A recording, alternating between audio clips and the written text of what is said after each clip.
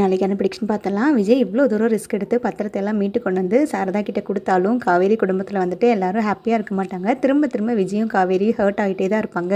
So இதுக்கு மேலே வந்துட்டு பிரச்சனையெல்லாம் பார்த்துட்டு இருக்காம காவேரி விஜய் 2 பேருமே சேர்ந்து ஹாப்பியாக லைஃப்பை ஸ்டார்ட் பண்ணி என்ஜாய் பண்ணணும்னு நினைக்கிற விகா ஃபேன்ஸ் கண்டிப்பாக நம்ம வீடியோக்கு லைக் பண்ணிக்கோங்க. சாரதா ரொம்ப சந்தோஷமாக இருப்பாங்க. பத்திரத்தை வந்துட்டு மீட்டு கொண்டு வந்ததுமே வந்துட்டு அவ்வளோ சந்தோஷப்பட்டு விஜய் தம்பி இல்லைன்னா இதெல்லாம் கண்டிப்பாக நடந்திருக்காது. அவர் தாண்டி எனக்கு எல்லாமே நான் கும்பிட்ற தெய்வமே வந்துட்டு எனக்காக வந்து உதவி பண்ண மாதிரி இருக்குது காவேரி அப்படின்ற மாதிரி சொல்லிட்டு ரொம்ப சந்தோஷப்படுவாங்க. அந்த டைமில் பார்த்தீங்கன்னா கங்கா ஏமா இந்த மாதிரிலாம் அவர் பண்ணிக்கிட்டு இருக்காரு. அவர் என்ன நினச்சிட்டு இருக்காரு, பசுபதியை வந்துட்டு பையனை கடத்தி வச்சுட்டு இப்போ அவர் வந்து காலில் விழுந்துட்டு போகிறான். இதை பசுபதி சும்மா விட்டுருவான்னு நினைக்கிறியா? கண்டிப்பாக நம்மளை நிம்மதியாக இருக்கவே விட மாட்டான் அந்த ஆள். இனிமேல் என்னென்ன பண்ண போகிறானோ தெரியல அப்படின்ற மாதிரி சொல்ல உடனே காவேரி கேட்பாங்க, என்னக்கா நீ இவ்வளோ பெரிய விஷயம் நடந்திருக்கு, அதை நினச்சி சந்தோஷப்படாமல் இப்படி பேசிக்கிட்டு இருக்க? நம்ம வீட்டு பத்திரத்தை தானக்கா திருப்பி கூட்டிகிட்டு வந்திருக்காரு. இந்த பத்திரத்தை நீயும் நானும் நினச்சிருந்தா கண்டிப்பாக மீட்டு எடுத்துகிட்டு வந்திருக்கவே முடியாது. விஜய் நினச்சனாலது மட்டும்தான் வந்துட்டு இது திரும்பி கிடச்சிருக்கு. அம்மாவுக்கு போன உயிர் திரும்பி வந்த மாதிரி இருக்குது. இதெல்லாம் நினச்சி நீ சந்தோஷப்படாமல் ஏன்க்கா இப்படிலாம் யோசிச்சுட்ருக்க? அந்த ஆள் நம்ம நல்லா இருந்தாலும் நல்லா இல்லைனாலும் பிரச்சனை பண்ண தான் போகிறான். அந்த ஆளோட குணத்துக்கு நம்மளை கண்டிப்பாக நம்ம வாழ்நாள் முழுக்க வந்துட்டு சும்மா இருக்க விடவே மாட்டான். ஸோ இதெல்லாம் நினச்சி வருத்தப்பட்டுட்டு இருக்காமல் நம்மளோட வீட்டு பத்திரம் திரும்பி வந்துருச்சு நினச்சி நீ சந்தோஷப்படுக்கா அப்படின்ற மாதிரி காவேரி சொல்ல, அந்த டைமில் பார்த்தீங்கன்னா விஜய், குமரன், நிவின் 3 பேருமே வீட்டுக்குள்ளே வந்துடுவாங்க. விஜய் வந்ததுமே என்னத்தை சந்தோஷமாக இருக்கீங்களா? இந்த முகத்தில் சந்தோஷத்தை பார்த்து எவ்வளோ நாள் ஆச்சு, இப்போ நீங்கள் எல்லோரும் சந்தோஷமாக இருக்கீங்கன்னு நினைக்கிறேன் அப்படின்ற மாதிரி விஜய் ரொம்ப வந்துட்டு சந்தோஷப்பட உடனே கங்கா ஆரம்பிச்சிருவாங்க. எங்கள் விஜய் எதுக்கு உங்களுக்கு இந்த மாதிரி தேவையில்லாத பிரச்சனையெல்லாம்? நீங்கள் ஏதாவது பண்ணுறதுனா தனியாக பண்ண வேண்டியதானே? எதுக்கு குமரன் மாமாவே நிவினையும் கூட செத்திட்டு பண்ணிகிட்ருக்கீங்க? இப்போ நானும் பயப்படுற மாதிரி தானே யமுனாவும் அங்கே பயந்துட்டுருப்பா. பசுபதிக்கு வந்துட்டு ஏதாவது பிரச்சனை வந்துச்சுன்னா அவன் எப்படி திருப்பி வந்துட்டு அவனோட குணத்தை காட்டுவான் நல்லாவே தெரியும். அவனை நம்ம பழி வாங்காமல் விடவே மாட்டான். நம்மளையும் சரி நம்ம குடும்பத்தையும் சரி அவன் பழி தீர்க்கறதுக்காக என்னென்னலாம் பண்ணுவானோ கண்டிப்பாக பண்ண தான் செய்வான். இதெல்லாம் புரிஞ்சுக்காமல் நீங்கள் பாட்டுக்கு போய் அவன் பையனை கடத்தி வச்சுட்டு பத்திரத்தை வாங்கிட்டு வந்துட்டு இந்த மாதிரி சீன் போட்டுட்ருக்கீங்க, ஏதோ பெருசாக சாதிச்சிட்ட மாதிரி அப்படின்ற மாதிரி கேட்க, ஆமாம் தான் கங்கா, இது பெரிய சாதனை தான். அவன்கிட்டருந்து பத்திரத்தை சாமானியமாக நம்ம வாங்கியிருக்க முடியுமா? கோர்ட்டு கேஸுன்னு சொல்லி லீகலாக அலைஞ்சாலும் வருஷ கணக்கில் இழுத்துட்டு போயிருப்பான். அதுக்கப்புறம் என்ன நடக்குமோ தெரியாது.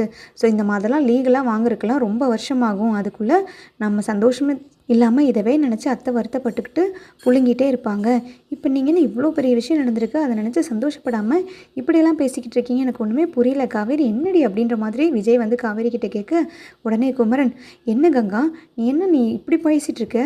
கொஞ்சம் கூட வந்துட்டு விஜயை பாராட்டாமல் பெருமையாக நினைக்காம விஜய் நினச்சதுனால, விஜய் இந்தளவுக்கு ரிஸ்க் எடுத்ததுனால தான் வந்து இது நடந்திருக்கு, சும்மாலாம் நடக்க கிடையாது அப்படின்ற மாதிரி குமரன் ஒரு பக்கம் சொல்ல, நிவின்னு சொல்லுவார், ஆமாங்க ஏங்க இவ்வளோ கோவப்படுறீங்க? விஜய் தான் எல்லாமே பண்ணார். ஐடியா கொடுத்ததுலேருந்து பிளானை எக்ஸிக்யூட் பண்ணதுலேருந்து எல்லாமே அவர் தான். நாங்கள் ஜஸ்ட்டு கூட மட்டும்தான் இருந்தோம். இதனால் எதுக்கு என்ன பிரச்சனை வந்துட போகுது? அப்படியே பிரச்சனை வந்தாலும் பார்த்துக்கலாம் அப்படின்ற மாதிரி நிவின் சொல்ல, ஏங்க நீங்கள் கொஞ்சம் கூட அறிவில்லாமல் பேசாதீங்க. அவர் உங்கள் மாமா, உங்களை கூட வந்துட்டு சும்மா விட்டுடலாம். பட் விஜய் வந்துட்டு எதுனாலும் வந்து பிரச்சனை பண்ணி சமாளிக்கிறவர். குமரன் மாமா அப்படி கிடையாதுங்க, நாங்களும் அப்படி கிடையாது. எனக்கு கோர்ட்டு போகணும், ஸ்டேஷனுக்கு போகணும், அங்கே எங்கேயும் போய் பிரச்சனை பண்ணணுன்றதெல்லாம் விருப்பமே கிடையாது. எனக்கு அந்த மாதிரி பழக்கமும் கிடையாது. எந்த பிரச்சனைனாலும் ஆனாவுனா வந்து காவேரி தான் வந்துட்டு கோர்ட்டு வாசல்லாம் போய் நிற்பா, போலீஸ் ஸ்டேஷன் வாசல்லாம் போய் நிற்பா, எல்லாருக்கூடையும் சகஜமாக பேசுவா. பட் எனக்கு அந்த மாதிரி சகஜமாக பேசி கூட பழக்கம் இல்லை அப்படின்ற மாதிரி சொல்ல, உடனே காவேரி, என்னக்கா என்னை மட்டும் என்ன பெற்று நேர்ந்தா விட்டுருக்காங்க, பிரச்சனையெல்லாம் போய் பார்த்துக்க சொல்லி, நான் ஏதோ அப்பாக்காகவும் அம்மாக்காகவும் இதெல்லாம் பண்ணால் நீ என்ன அது ஒரு இலக்காரமாக பேசுகிற? எனக்கெல்லாம் பிரச்சனையெல்லாம் பார்க்க தெரியாது, காவேரி தான் பிரச்சனையெல்லாம் பார்ப்பான்னு நீ என்ன வானத்துலேருந்து நேராக குதிச்சு இங்கே உள்ளே உளுந்தியா? இல்லை, நீயும் அம்மா வயிற்றில் தானே பிறந்து வளர்ந்துருக்க. நீ என்னமோ ஓவராக திமிராக பேசிக்கிட்டு இருக்க. விஜய் இவ்வளோ பெரிய விஷயம் பண்ணிட்டு வந்திருக்காரு, அம்மா முகத்தில் இவ்வளோ சந்தோஷம் இருக்குது, நம்ம வீட்டு பத்திரத்தை திருப்பி எடுத்துகிட்டு வந்திருக்காரு, அதை நினச்சி கொஞ்சம் கூட சந்தோஷப்படாமல் இப்படி சுயநலமாக யோசிக்கிற அப்படின்ற மாதிரி கேட்க, உடனே சாரதா ஆரம்பிச்சிருவாங்க, ஏண்டி கங்கா இவ்வளோ பெரிய விஷயத்தை விஜய் பண்ணிட்டு வந்திருக்காரு, அவர் காலில் விழுந்தா கூட தகும், அதெல்லாம் யோசிக்காமல் நீ பாட்டுக்கு இஷ்டத்துக்கு பேசிகிட்டு இருக்க சுயநலமாக. அப்படி பசுபதி வந்து உன்னை என்னடி பண்ணிட போகிறான்? உனக்கு எதுவுமே ஆகாது. உன்னை ஏதாவது அவன் பண்ண வந்தானா நான் தடுத்து நின்று உன்னை காப்பாற்றுறேன், போதுமா? உனக்கு அதுதானே பிரச்சனை அப்படின்ற மாதிரி சொல்ல, ஆமாம்மா எனக்கு அதுதான் பிரச்சனை. நம்ம பத்திரம் கிடைச்சா என்ன, கிடைக்கலனா என்ன? நம்ம இப்போ என்ன கொடைக்கானல்லையா இருக்கோம், சென்னையில் தானே இருக்கோம். அது என்னமோ ஆகிட்டு போகுது. வருஷ கணக்கில் லீகலாகவே பார்த்து நம்ம ஜெயிக்கிறத ஜெயிச்சிருக்கலாம்ல. இப்போ போய் இவர் இவ்வளோ பிரச்சனையை பண்ணிட்டு வந்திருக்காரே, அவன் நாளைக்கு எப்படி பழி வாங்குவான்னு தெரியுமா? என் வயிற்றில் ஒரு பிள்ளையை வர நான் சுமந்துட்டுருக்கேன். கடைசியில் வந்துட்டு நான் தானே பாதிக்கப்படணும். விஜய்க்கு இதிலெல்லாம் அனுபவம் அதிகமாக இருக்குது, போலீஸ் கோர்ட்டு அது இதுன்னு சொல்லிட்டு அவர் சமாளிச்சுக்குவார். நாங்கள் என்ன பண்ண முடியும் அப்படின்ன மாதிரி ரொம்ப கோவமாக பேச சாரதா உட்காந்து பயங்கரமாக அழுக ஆரம்பிச்சிருவாங்க. பார்த்தீங்களா, என் வயிற்றில் பிறந்தது ஒன்று ஒன்று ஒரு ஒரு மாதிரி இருக்குது. மருமகனுங்க நீங்கள் 3 பேருமே ஒரே மாதிரி யோசிக்கிறீங்க, ஒரே மாதிரி பண்ணுறீங்க, ஒரே மாதிரி ஒத்துமையாக இருக்கீங்க. பட் நான் பெற்றது எல்லாமே வந்துட்டு இப்படி தான் இருக்குது. 3 விதமாக இருந்தால் நான் என்ன தம்பி பண்ண முடியும்? உங்கள் 3 பேத்துக்கு நான் கை கூப்பி நன்றி சொல்லிக்கிறேன்.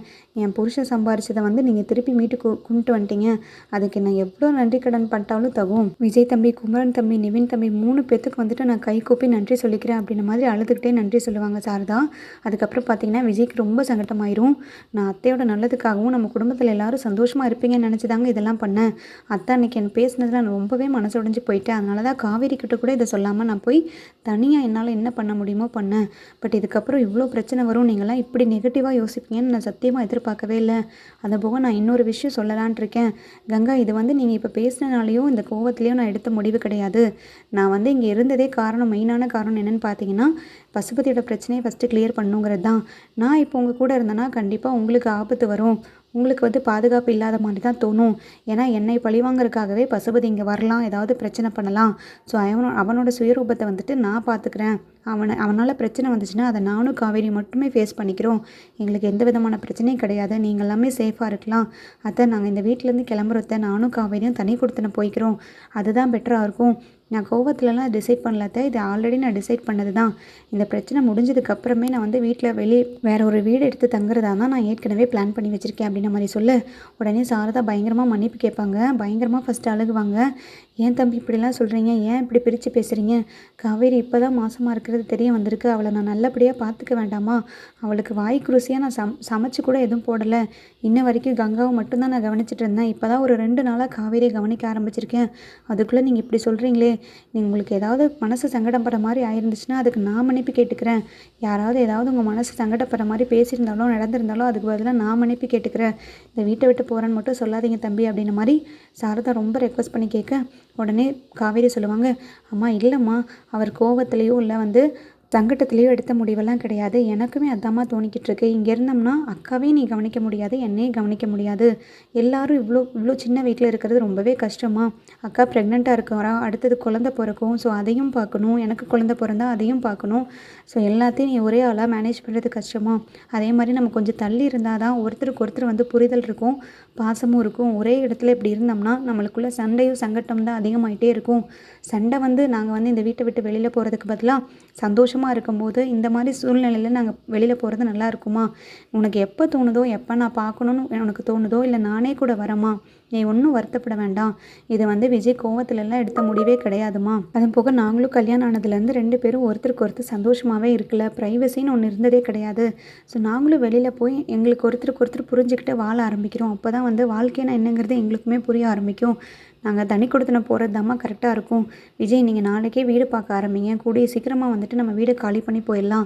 முடிஞ்ச வரைக்கும் நியர்பையே பாருங்கள். அம்மா வீட்டுக்கும் இங்கேயும் வந்துட்டு போகிற மாதிரி இருந்தால் பரவாயில்ல அப்படின்ற மாதிரி சொல்ல, நான் அப்படியே பண்ணுறேன் அப்படின்ற மாதிரி விஜயன் சொல்லுவார். அதுக்கப்புறம் பார்த்தீங்கன்னா நிவினுக்கு, குமரனுக்கு, சாரதாக்கு, பாட்டிக்கு யாருக்குமே மூஞ்சிருக்காது. இவ தனி கொடுத்துன போகிறாளேன்ற கவலை தான் அதிகமாக இருக்கும். பத்திரத்தை வந்துட்டு அந்த சந்தோஷத்தை விட தனியாக போயிடுவாளோ காவேரி. விஜயும் காவேரியும் வந்து வருத்தப்படுவாங்கன்ற அந்த சங்கட்டத்தில் தான் எல்லாருமே இருப்பாங்க.